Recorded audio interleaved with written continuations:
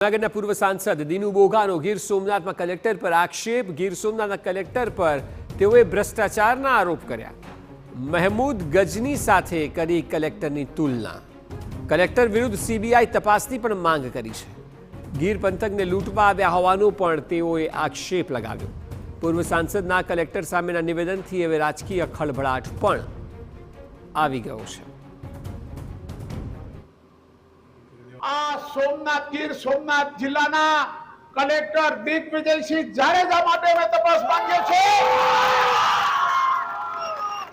એનાથી જે પણ કાયદાથી થતું હોય મારી પર કરે, મને વાંધો નથી, પણ હું પ્રજાનો પ્રતિનિધિ છું અને પ્રજાએ મને ચૂક્યો છે।